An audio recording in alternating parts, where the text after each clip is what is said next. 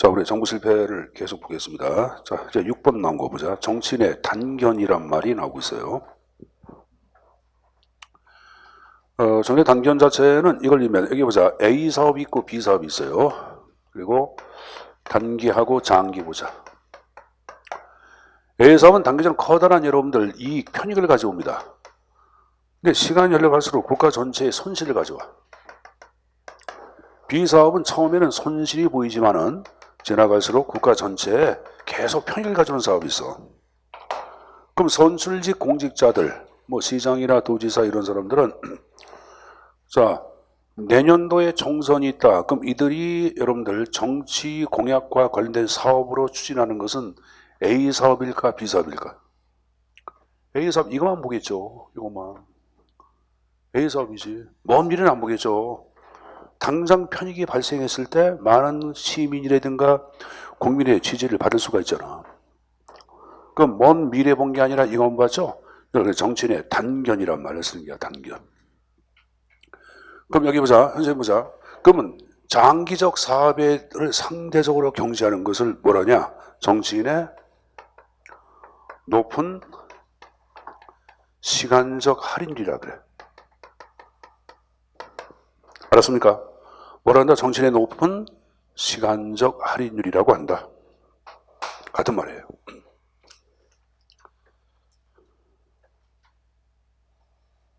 여러분 이거 36페이지에 쌍가루 6번에 그 내용이 나오니까 나중에 한번 읽어보시면 됩니다. 알았습니까? 자, 다시 여러분들 39페이지 계속 보겠습니다. 자, 7번에 산실물의 무형성이란 말이 나오는데, 자, 정부 산실물은 여기 보자. 공익을 구현한다, 정의사에 구현한다, 복지를 구현한다. 산실물이 무형성을 띠지. 그럼 보자.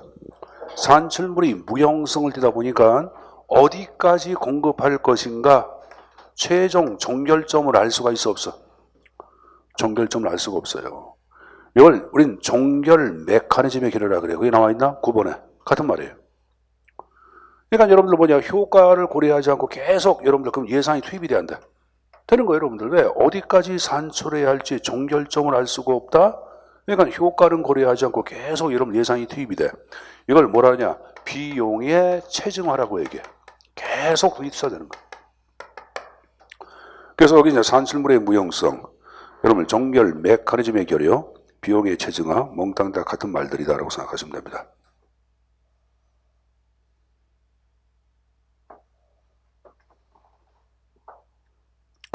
자, 그리고 8번 나온 게 정치인의 왜곡된 보상구조란 말이 나오죠. 정치인의 왜곡된 보상구조는, 자, 여러분들, 선생님 보자.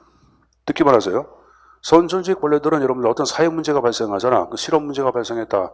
실업 문제 무조건 해결해야 합니다. 이게 마땅히 해결해야 한다는 당위성만을 강조해. 자, 보자. 그래서 만약에 실업 문제가 해결됐다고 가정해 보자. 그러면 모든 공이 실업 문제를 제기한 그 정치인들한테 공이 돌아가. 반면에 실패했어요. 실업 얘기를 못해서. 그럼 어떡하냐? 모든 책임을 집행관료한테 책임을 전가시켜. 이걸 우리는 뭐라 한다? 정서 보상 체계의 왜곡이다. 왜곡된 보상 구조, 그런 말을 쓰고 있는 거예요. 여러분들 36페이지 봐봐. 자, 쌍가루 5번에 보시면 정치인의 보상 체계 왜곡이란 말이 나오죠. 첫 번째 나온 거 보자.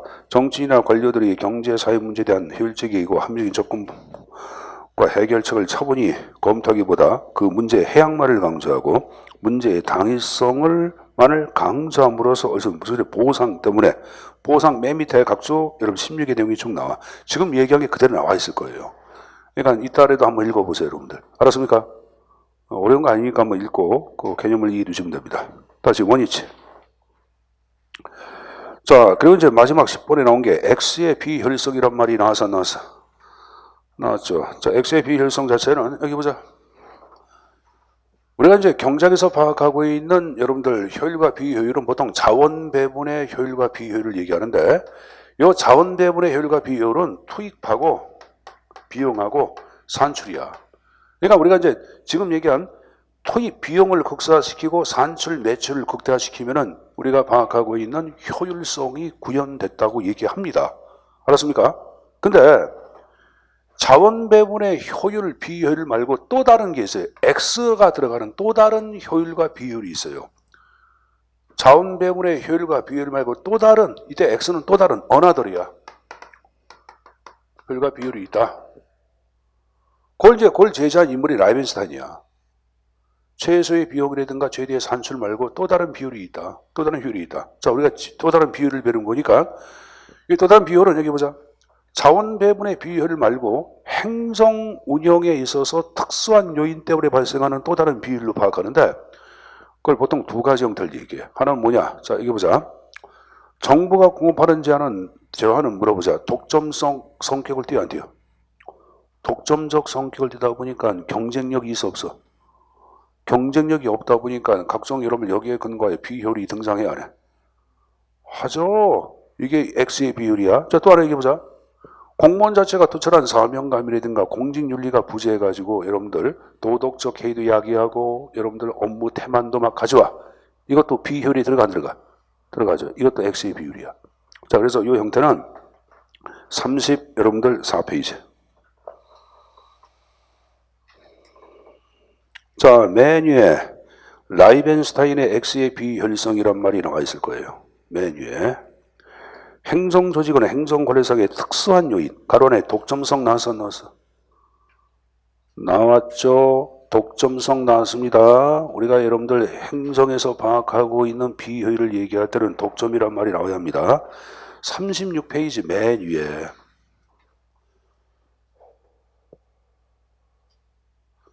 제발 한 번만 얘기해가지고 여러분들 책을 봤으면 좋겠어. 이걸 서너 번씩 얘기해서 진도를 못 나가고 이제 화는 나고 여러분들. 왜 그러냐면 짧은 시간 내에 진도를 나가야 돼. 이게 하루 종일 늘어지는 강의가 아니잖아요, 여러분들. 위에 보자. 또 시간 또 캔슬이 되고 또 미안하면 1분만 써가지고 시간 또 지연되고. 거기 독점과 심리적 행태적 요인이란 말 나와서 안 나와서? 나죠. 나잖아. 그리고 맨 밑에 각주 보세요. 15. 라벤스타인은 경작에서의 자원 배분적 비효율성엔 또 다른 관리상의 비율을 X의 비율로 파악했다. 거기 독점에 근거한 비율과 행태심력인 사명감에 그려 특철한 직업의식, 직업윤리 부재에 근거한 비율을 이렇게 나왔어. 나왔죠. 그래서 우리가 파악하고 있는 이 X의 비효율성은 여러분 키워드가 독점이란 말이 꼭 들어가야 돼. 알았습니까? 독점에 근거한 또 다른 비율로 파악을 했어요. 그래서 그런 것들은 키워드가 과연 뭐가 들어가는지 정도는 알고 가지고 가는 것이 좀 여러분 문제 풀 때 좀 나을 거예요. 자, 116페이지 잠깐 펴봐. 116페이지.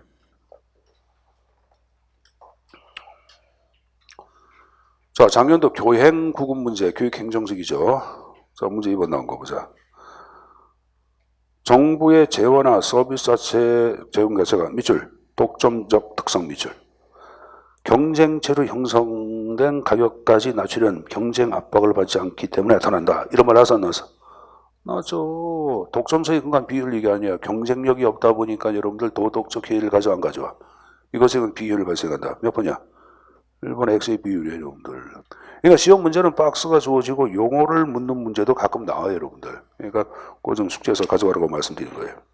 자, 다시 원위치. 자, 그래서 다시 39페이지. 정부 실패를 대표하는 것들 1번부터 10번까지 내용을 쭉 얘기를 했어요, 여러분들. 그러니까 특히 정부 실패에 관한 내용들은 자꾸만 개념들을 읽고 이해해 두셔야 합니다. 알았습니까? 다시 보자. 비용과 편익의 절연 얘기했죠. 두 번째, 내부성 얘기했는데 이 내부성을 대표하는 것은 뭐가 있다? 니스카넨의 관료의 예산 극대화 모형. 자, 그대로 보자. 누구의? 니스카넨. 누구다? 니스카넨의 관료 예산 극대화 모형. 그대로 보세요. 누구라 그랬어요? 다시 한번. 니스카넨의 관료 예산 극대화 모형. 니들 생각을 해봐. X의 비율성이 시험 문제에 나오면은 니스카넨의 예산 극대화 모형은 당연히 시험 출제에 나와야 돼, 안 나와야 돼? 물론 한 번 나왔습니다. 근데 또 나올 거야. 개념 정의하는 것들. 그러니까 좀 학자 좀 이어두라고 말씀드린 거고. 다시 여러분들 세 번째 파생적 외부 효과 얘기했죠? 정부의 비대칭 얘기했는데. 자, 여러분 아까 얘기해보자. 정부의 비대칭 얘기하면서 돈 받고 매수가 되는 현상을 캡처 띠오리. 포획 이론이라 그랬어요. 뭐라 했다? 포획 이론. 정부의 비대칭, 권력 배분의 불공정, 정치인의 단견. 이 정치인의 단견을 정치인의 높은 시간적 할인율이라고 얘기했어야 했어요. 했죠, 여러분들. 산치물의 무형성, 정결, 메커니즘의 결여, X의 비효율성. 됐습니까? 그 정도 가지고 가시고. 자, 그리고 이제 정부 실패에 관한 기본적인 틀을 배웠으니까 이제 80년대부터는 정부 실패 대응하기 위하여 옆에 소정부론 구축 전략이 탄생을 하는 거예요. 요 소정부론 구축 전략을 대표하는 것들이 네 가지 형태가 쭉 나와 있을 게야. 권력의 민주화, 두 번째 정부 기능의 재정립, 세 번째 민영화, 네 번째 규제화나 네 가지 형태가 쭉 나와 있을 겁니다. 그래서 요거 이제 하나하나 또 학습을 할 텐데, 자, 여러분들 이 권력의 민주화 자체는 교재 한 장을 넘겨보자. 40페이지. 그리고 고개를 들어보자. 자, 우리가 절대 권력은 절대 부패한다고는 액턴격의 말이 있어. 그러면 사실 권력을 갖게 되면은 힘이 있는 곳에 부패가 하게 되는데, 이제 그 권력을 누구한테 나눠줘야 돼? 국민들한테. 민주화, 권력의 주인은 국민이다. 그 말이에요, 여러분들. 두 번째 나온 게 행정기능의 재정립이란 말 나왔어요. 자, 거기 들어보자. 지금 우리가 배우는 게, 여기 보세요. 소정부론 구축 전략을 배우고 있는 게야. 자, 그럼 소정부론이라는 것은 정부가 하는 일을 시장으로 넘기는 것도 소정부인데, 그렇다고 정부의 모든 기능을 시장으로 넘기냐? 그건 아니죠. 정부가 해야 할 기능이 있고 시장이 담당할 기능이 있어 없어? 있죠. 그럼 뭐가 정부가 할 거야? 뭐가 시장이 할 거야? 이걸 알아보는 절차를 우리는 시장성 검증 절차, 마케팅 테스트라고 언급을 합니다. 그래서 쌍가루 2번에 행정기능의 재정립해서 세 번째 줄 끝에 시장성 검증 절차에 관한 내용이 쭉 나와 있을 거예요. 그래서 절차를 좀 보도록 하겠는데 41페이지에 맨 위에 보자. 거기 행정기능의 재정립해가지고 자 그림 박스 나온 거 봐. 자 제일 먼저 정부한테 질문을 던지는 게야. 자 정부한테 야 정부 그 반드시 필요한 업무냐? 그러니까 no 그러면 과감히 폐지하면 돼. 근데 그 밑에 yes라고 답이 나왔어요. 그럼 두 번째 질문. 그렇다면 반드시 정부의 책임으로 해야 돼? no 그러면 민간의 책임으로 민영화시키면 되겠죠. 근데 만약에 yes라 그래서 야 정부의 책임으로 해야 돼. 그럼 그렇다면 정부가 직접 수행해야 돼? 하고 질문을 던져. no 그러면 계약에 의한 민간 위탁 방식을 취합니다. 거기 입찰 방식은 보지 마시고 민간 위탁만 봐. 알았습니까? 근데 만약에 정부가 직접 수행해야 돼. yes 나왔어. 그럼 여러분들 다시 질문을 던져. 야 공기업 가능해? 하고 질문을 던져. 그럼 공기업 가능해? 그럼 공기업 하면 되는 거고 안 되면은 정부가 책임 집행기관을 만들어서 운영하는데 여러분들이 질문에 책임 집행기관은 뭡니까? 나중에 배울 텐데 이건 100% 정부 조직이야. 정부 조직. 그 여기에 근무하는 사람들은 100% 공무원이야. 근데 공기업은 정부 조직이 있고 정부 조직이 아닌 경우도 있어. 예를 들어서 자 거기 들어보세요. 여기 보세요. 안 적어도 돼. 뒤에 배우니까. 지금은 아 그렇구나 이해만 하면 돼. 여기 보세요. 자 우체국 우정사업본부 우체사업 있죠. 그럼 우체국에 근무하는 사람들 공무원이야 공무원 아니야? 아 여러분 100% 공무원이죠. 이제 9월달 아니 내년도 4월달 국가직 시험 볼 때 여러분들 우정사업부에서 인원수 많이 뽑아 안 뽑아? 엄청 뽑아. 한 500명 600명 이렇게 뽑아요 여러분들. 많이 뽑아. 어? 그럼 그 우정사업부에서 우체국에서 각종 여러분들 택배사업도 하고 우편사업도 해야 하네. 하죠. 그럼 거기에 근무하는 사람은 100% 공무원이야. 알았습니까? 근데 한국전력공사도 공기업이야. 한국전력공사에 근무하는 사람들을 공무원이라 그래? 일반 회사원이라 그래? 회사원이라 그래. 그래서 공기업은 정부 조직인 경우도 있고 아닌 경우도 있다고. 그럼 양자 가운데 공적인 성격이 보다 강한 것은 책임 집행기관이야 공기업이야? 책임 집행기관. 그래서 행정기능의 재정립 가운데 공공성이 가장 강한 분야에 적용되는 것은 뭐냐? 그럼 공기업이야 책임 집행기관이야? 그렇게 한 문제. 됐습니까? 교수님 이 절차를 왜 합니까? 절차는 아직까지 시험 문제 안 나왔는데 내가 출제위원이라고 하면 한 번쯤은 절차를 내고 싶어. 그러니까 지금 처음 입문하시는 분들은 절차를 외우라는 것이 아니라 절차가 어떻게 진행되는지 그 과정 정도는 좀 여러분들 숙지 정도만 해두시고 나중에 자연스럽게 한번 여러분들 머릿속에 이해가 되면은 줄줄 나올 거예요. 알았습니까? 지금은 이러한 것들이 시장성 검증 절차다 하는 것 정도만 정리해서 가져가십시오. 자, 봤으면 여러분들 그다음에 민영화에 관한 내용 세 번째가 나왔어요. 자, 민영화는 정부의 소유권의 정부 또는 일부를 시장으로 넘기는 것을 민영화라고 얘기합니다. 그래서 이제 민영화에서는 꼭 가져갈게. 다른 거 보지 마시고 한 장을 넘겨봐. 자, 민영화의 방법이 쭉 나오고 있을 거예요, 여러분들. 자, 일단은 공기업 민영화, 공기업을 민간으로 매각하는 걸 얘기하고, 자, 두 번째 나온 게 계약이라는 게 나오죠. 자, 계약 방식 나온 거 보자. 계약은 정부가 필요하거나 공급해야 하는 재화 서비스를 계약에 의하여 민간에게 공급하게 하는 것을 계약 방식 그러는데, 여기 보세요.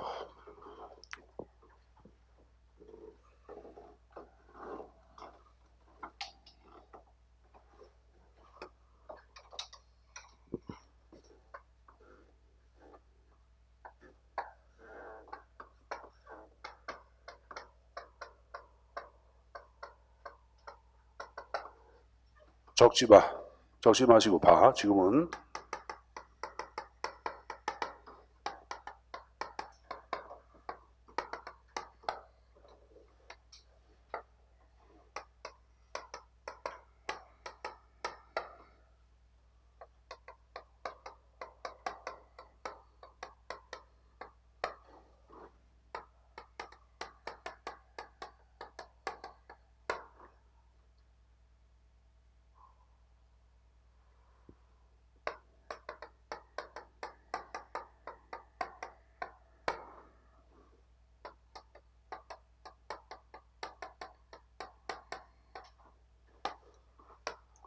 적지 말라 그랬어요. 지금 보기만 하라 그랬어요. 여기 보세요. 여기 봐. 여기 봐. 칠판을 봐. 자, 내가 이제 그 생산자, 공급 결정자, 이 공급 결정자를 어레인저 해가지고 배열자라고도 얘기합니다. 얘를 뭐라 그런다? 배열자 같은 말이야. 적지 말라 그랬어요. 여기 보자. 그럼 공급 결정자는 누가 공급할 것인가를 결정하는 자를 얘기합니다. 자, 여기 보자. 정부에서 사회복지시설 운영을 하는데 좀 너무 힘들어. 그래서 대신 이 운영을 민간한테 좀 위탁하자. 그럼 민간 누가 할 것인가? 이 지금 얘기한 그 공급 관리를 담당할 사람을 정부가 결정을 하잖아. 그럼 이때는 정부가 공급 결정자야. 누가 정부를 대신해서 사회복지시설을 관리할 것인가를 정부가 결정을 해서 안 했어요. 누가 공급할 것인가를 결정을 했잖아. 공급 정부가 되는 거야. 그래서 A라는 단체가 결정됐어. 그럼 이게 생산자, 민간이 되겠죠. 알았습니까? 이걸 민간委託이라 그래. 여기는 계약이 들어가. 뭐 들어간다? 자, 정부가 있어요. 민간이 있어. 이쪽에 여러분들 일반 소비자가 있어. 자, 정부가 여러분들, 정부를 대신 누가 공급할 것인가를 정부가 결정을 해. 그래서 정부는 뭐가 되는 거야? 지금 얘기한 식으로 공급 결정자가 되는 거예요. 알았냐? 민간이 뭐가 되는 거야? 대신 생산하면 돼, 안 돼? 아, 네, 되죠. 계약이 되는 거지, 계약을. 그럼 정부가 민간과 계약한다는 것은 잘 들어보자. 민간이 갖고 있는 노하우, 이것을 정부가 구입한다, 안 한다? 한다. 아, 내가 좀 구입할게, 그거 아니야. 그래, 안 그래요? 이거 이해 안 가는 사람. 사회복지시설을 관리하는 민간단체가 있어. 야, 너희가 갖고 있는 관리 노하우 내가 구입할게, 그거 아니야. 그래서 서비스 구입자가 되는 거야. 정부야. 그리고 그만큼 비용을 지불해야 하네. 지불자가 되는 거예요.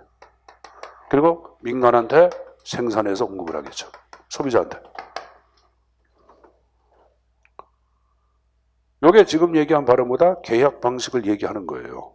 그럼 계약 방식은 당연히 여기에 들어가 안 들어가? 여기에 들어간 거 이해했어요? 이거 이해 안 가는 사람?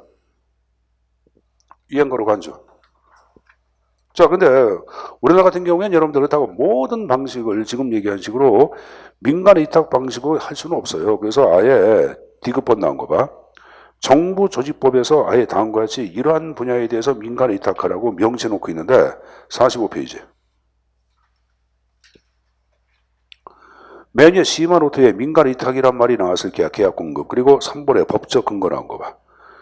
정부 조직법 제6조에 이렇게 나와. 행정기관은 법령이 정하는 바에 의하여 그 소관 사무 등 밑줄 쳐놔. 조사, 검정, 관리, 검사 업무 등 그럼 이런 업무는 옆에 국민의 권리 의무와 직접 관련되어 있지 않은 분야야. 자, 여기 보세요. 국방, 연마 너 군대 가야 된마 하고 의무를 부과해야 하네. 그럼 국방 분야는 국민의 권리 의무와 관련이 돼야 한대. 그래서 이런 것들은 민간이 딱 할 수 있는 게 아니에요. 알았어요? 거기 여러분들 조사, 검사, 검정 관리업무 나왔잖아. 사회복지시설 관리한다. 시청사 건물 관리한다. 관리업무. 공인중개시험 원학은 국토교통부가 하는데 민간 어디한테? 어디? 한국사람인력관리공단 민간단체한테 위탁하고 있다고 여러분들. 알았어요? 자동차 검사하는 거 여러분들 민간단체, 민간 이런 공업사한테 위탁을 해야 하네. 합니다 여러분들.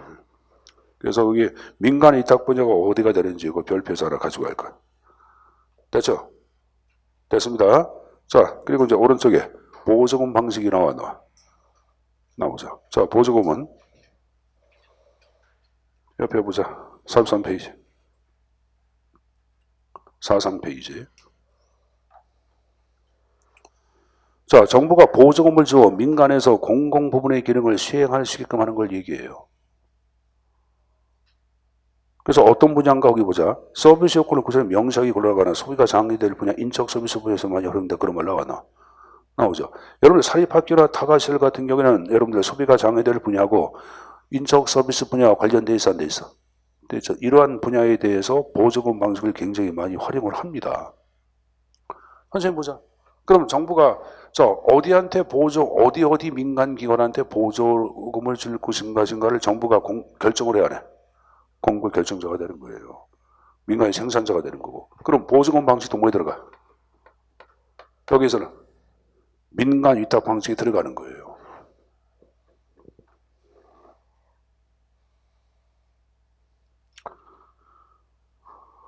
거기 여러분들 D번 나온 거 봐. 이때의 생산자는 민간 기업이고 공급 결정은 정부이며 비용 지불자는 소비자가 비용을 지불하게끔 되어 있습니다.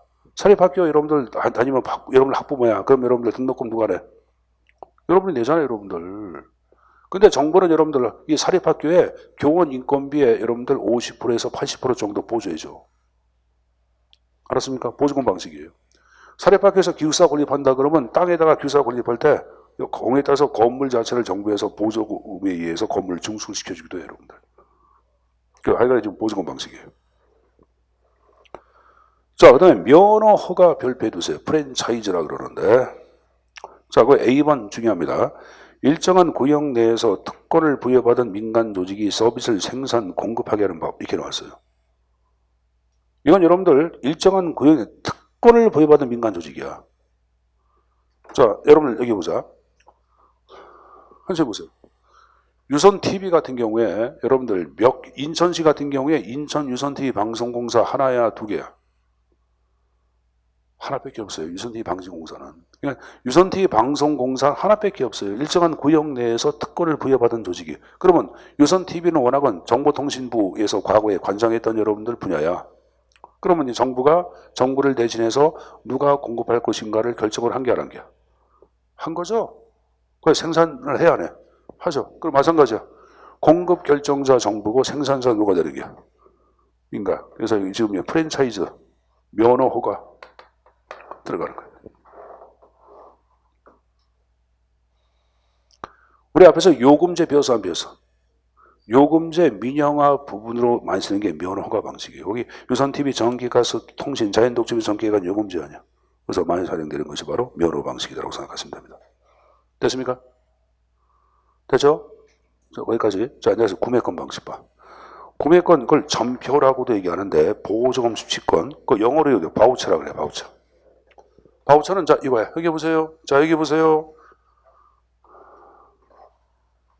자, 정부가, 이건 여러분들, 소비자한테 취약계층인 사람, 특히 취약계층, 노인이라든가 장애인들, 이런 분들, 기초생활수급권자, 이런 분들한테 여러분들 뭘 주는 게야?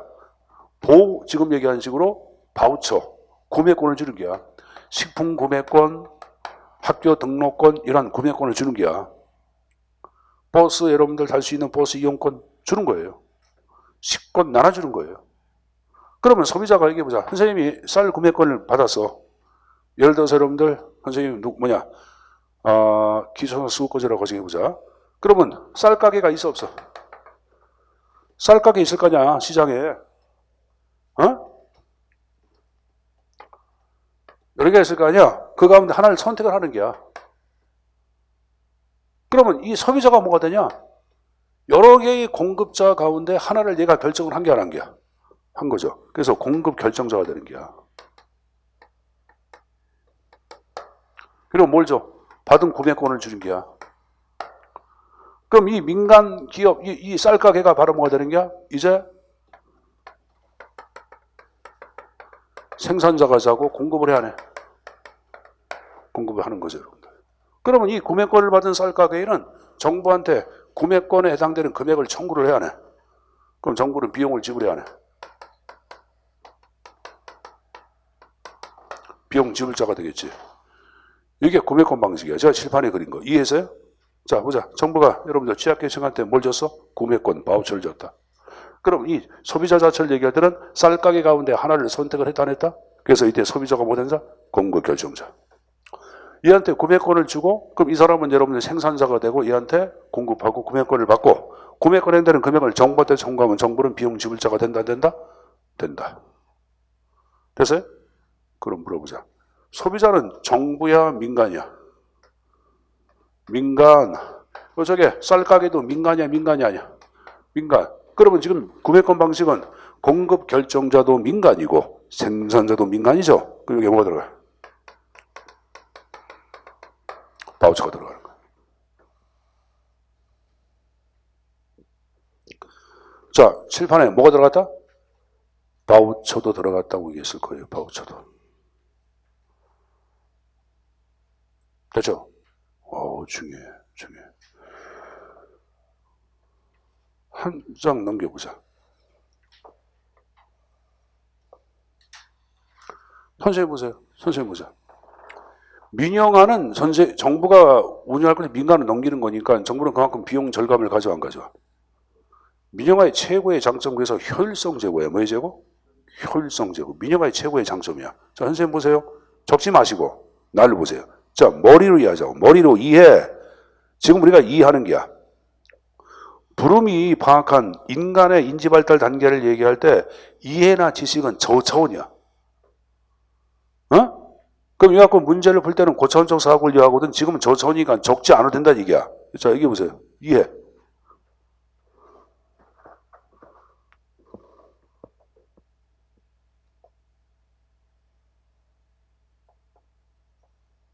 그러면 효율성 제고가 민영화의 장점이야. 그럼 이거 보자. 정부가 직접 공급할 경우에는 쌀가게를 직접 만들고 공무원 뽑아가지고 여러분들 돼야 돼. 그러면 많은 비용이 들어가 안 들어가? 들어가지만 이런 민간 걸 이용하면 돈 거의 안 들어가. 그래 안 그래요? 그러니까 효율성 제고에 들어가는 거예요. 구매권도. 여기 보자. 근데 구매권은 누구한테 주냐? 사회적으로 힘없는 자한테 주는 거야. 다 주는 게 아니야. 아까 이제 취약계층 얘기했잖아. 장애인들, 기초생활 수급권자, 노인들 이런 분들한테. 그럼 사회적 약자를 위한 재화의 공정한 배분은 형평성이라 그래. 근데 워낙은 여기 보세요. 이쪽에 효율성이 있으면은 이쪽에 형평성이 있어. 검의 양날이야. 이쪽 검 날만 쓰면은 이쪽은 여러분들 녹슬죠. 그래서 한쪽을 강조하는 한쪽은 항상 경시가 돼. 여러분들 복지와 성장이란 말 들어봤죠? 이게 복지야. 이게 성장이야. 자, 과거에 여기 보자. 이명박 정부라든가 박근혜 정부 때는 성장 중심이야? 여러분들 복지 중심이야? 성장 중심이야. 근데 노무현 정권이라든가 지금 문재인 정권은 자 물어보자. 성장이야? 여러분들 상대적으로 이쪽에 여러분들 복지야. 복지나 분배해서 묻잖아. 그러니까 한쪽은 경시가 돼. 근데 우리가 방금 구매권 방식은 아니야. 두 마리의 이념을 동시에 추구해. 그래서 44페이지 맨 위에 혈과 형평의 동시에 구현이란 말이 나와 있을 거예요. 그다음 밑줄. 그 표현을 숙제에서 가져가야 돼.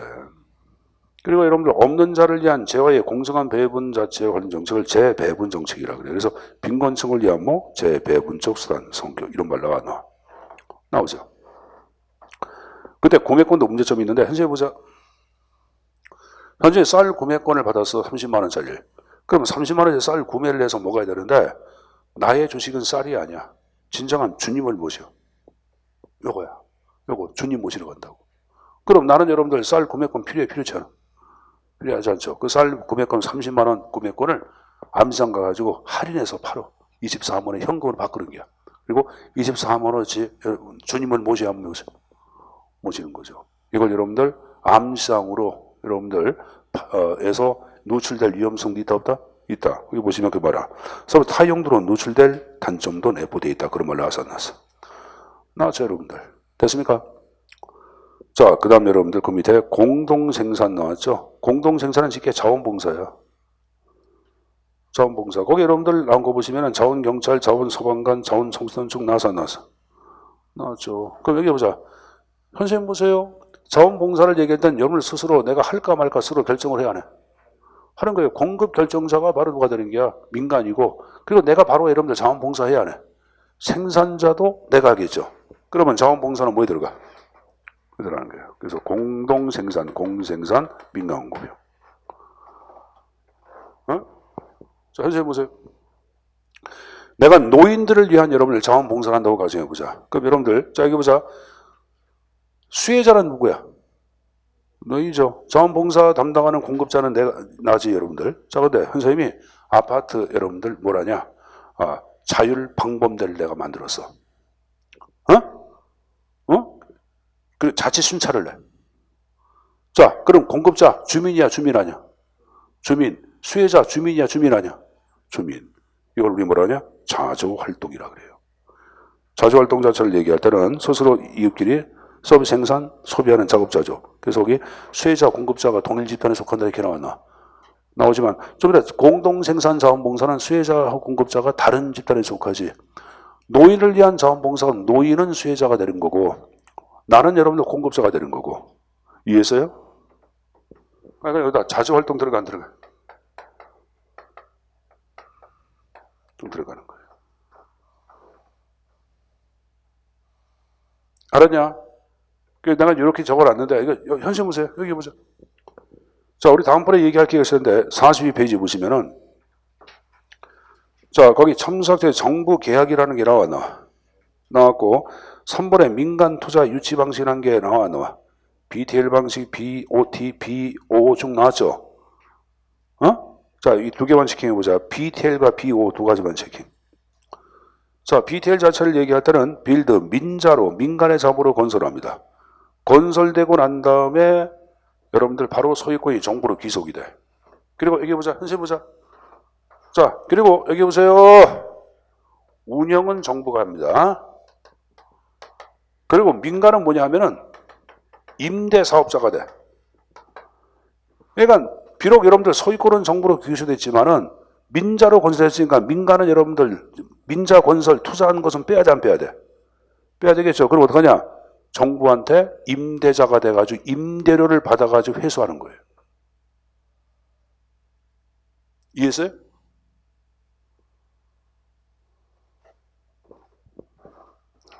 자, 여기 봐봐.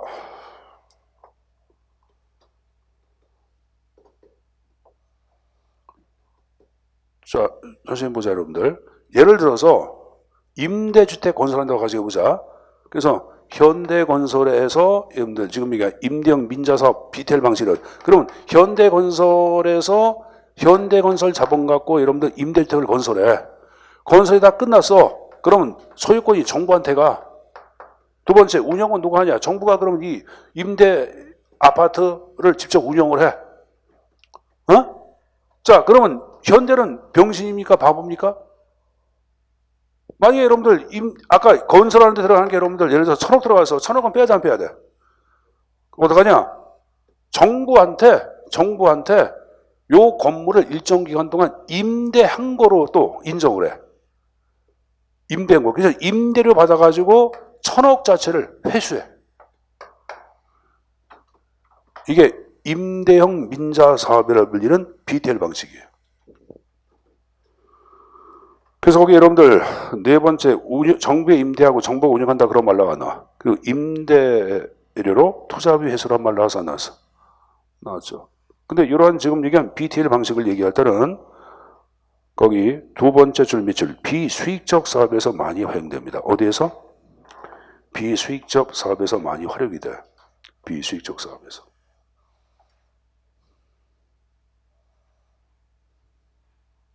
수익이 없는 사업이에요, 여러분들. 한번 보자. 여러분 임대주택 같은 경우는 사실 여러분들 국민임대 같은 경우에는 자 물어보자. 사회적으로 취약한 계층한테 국민임대를 해야 하네. 국민임대 20평 정도가 관리비가 10만 원밖에 안 들어가. 10만 원 아파트 관리비가 20평대가. 그럼 비싸. 엄청 싼 거예요, 여러분들. 늘 여러분 생각해봐. 그 고시원 조그만 거 쪽방 들어가는데 여러분들 한 달에 30만 원 내야 안 내? 고시원 쪽방 이런 데 조그만 데 있잖아. 몇 평 되지도 않아. 뭐 1평, 2평밖에 안 되는 거에 한 달에 20만 원, 30만 원씩 돈 내야 돼, 여러분들. 근데 이거는 여러분들 20 몇 평 정도가 이러면 한 달에 10만 원 있는데도? 그럼 여러분 여기 보자. 국민주택 자체 임대사업을 정부에서 수익을 추구하는 게 안 추구하는 게? 수익을 추구하는 건 아니에요. 그럼 민간에서 그럼 그걸 건설해가지고 돈이 남아 안 남아? 안 남지. 남을 수가 없지, 민간에서는. 그래서 민간 자체에 정부가 돈이 없는데 민간한테 좀 유치시켜야 돼. 그러면 이 방식을 많이 취하는 게 대신 정부가 언제까지 임대로 내가 줄게. 정부가 한테 임대한 걸 하고 내가 임대로 줄게. 너 이거 1,000억 했으니까 한 1,100억까지 내가 임대로 줄게. 그래서 여러분들 임대료를 받아가지고 투자금을 회수하는 방식이 바로 임대민재 사업이에요. 여러분들 BTL 방식 가장 많이 쓰는 거예요. 자, 근데 그 옆에 BO 나온 거 봐. 자, 빌드 민간의 자본으로 건설을 했어요, 안 했어요? 했습니다, 여러분들. 근데 이건 여러분들 자 이거 보자. 한번 보자. 그럼 준공된 거 기점으로 정부한테 소유권이 계속 아닙니다. 민간이 건설했죠. 그러면 지금 얘기한 사업 시행자가 그대로 소유를 해. 그리고 그 사람이 계속 운영을 해. 그리고 운영을 해서 돈 자체가 투자 비용을 회수하는 방식으로 진행되는 것이 바로 뭐다? BOO 방식을 얘기하는 거예요. 알았습니까? 됐어요? 그래서 빌드, 오운, 오퍼레이트의 약자야. BOO. 근데 어쨌든 간에 여기 보자. 선생님 보자. BTL 방식이나 BO 방식이나 다 여러분들 계약 방식이 들어가. 뭐에 들어간다? 민간과 계약하는 계약 방식이야. 알았죠? 자, 그럼 내가 이걸 얘기한 이유가 있는데 교재 어디를 보냐 하면은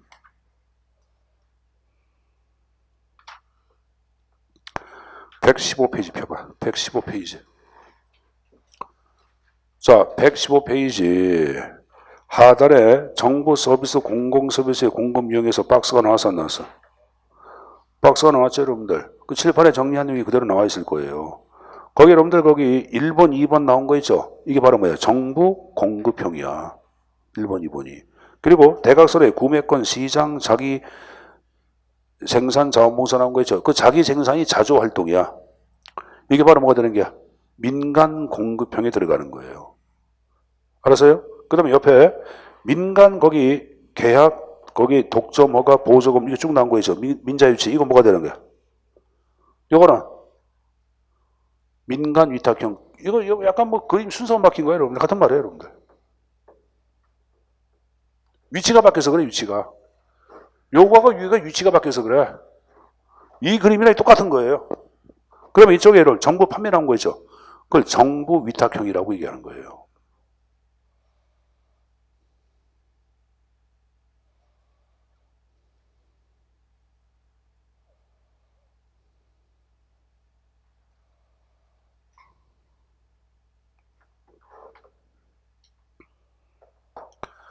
그럼 여기 보자. 선생님 보자. 선생님 보자. 여기 보세요. 자, 공생산이 자원봉사하냐? 자원봉사는 자 물어보자.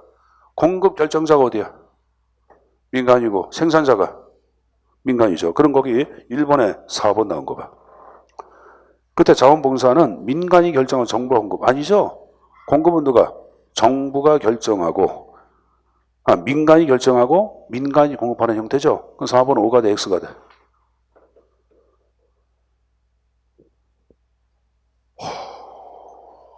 여기 보세요. 여기 선생님이 이 공생산이 자원봉사라고 했잖아. 자원봉사는 여기에 들어간다 그랬잖아. 그러면 지금 얘기한 것은 공급 결정자도 어디야? 민간이고 생산자도 뭐가 되는 게야? 민간 아니야. 그거 묻는 거예요. 그거. 다른 거 아직 안 배웠으니까 보지 마시고 박스에 나온 내용을 그대로 묻는 거 아닙니까? 그래서 4번이 잘못된 거예요. 왜 4번 잘못된지 이해했어요?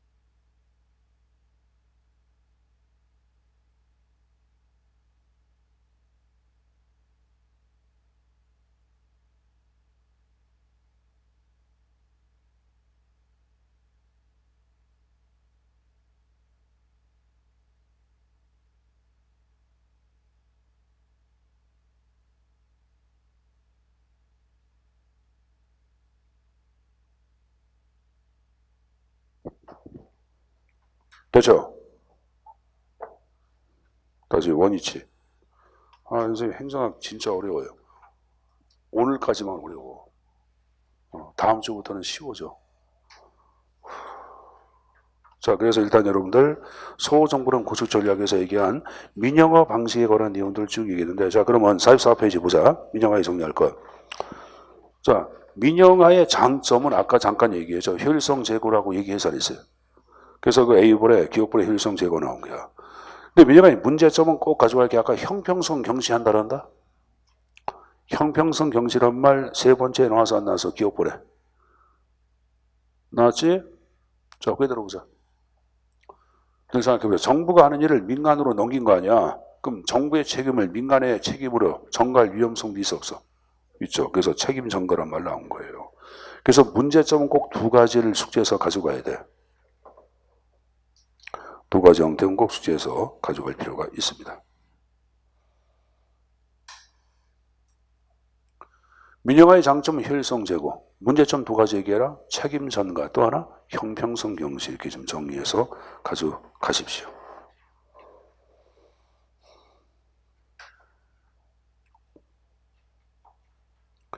자, 거기 여러분들 44페이지 날개, 자, 쪽날개 보자.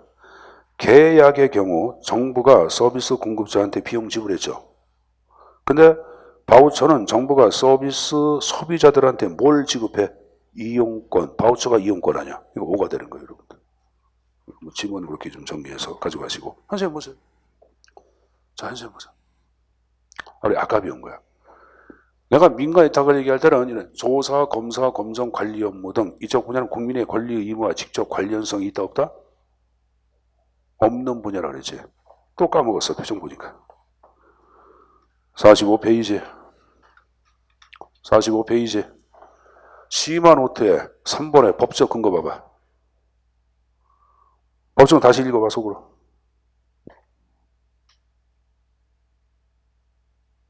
국민의 권리 의무와 직접 관련되지 않은 분야에 대해서 민간에 위탁한다고 나와서 안 나왔어? 나왔죠. 그럼 여기 보자. 아까 국방행정은 국민의 권리 의무와 직접 관련이 돼야 한다. 그러니까 민간 위탁으로 협업하지 않은 거야. 교도소, 교도행정. 그것도 민간 위탁으로 바람직하지 않은 거예요, 여러분들. 여러분들 42페이지. 쪽날개. 교도행정은 민간 위탁 방식으로 적합하다. 5의 X야. X로 되어 있잖아요, 여러분들. 됐어요? 그러니까 그렇게 내용 좀 정리해서 가져가십시오. 자, 그래서 여러분들 민영화까지 얘기했고, 자, 남은 게 규제 완화 파트는 좀 쉬었다가 또 규제 완화 정리를 좀 하도록 하겠습니다. 쉬었다 합시다.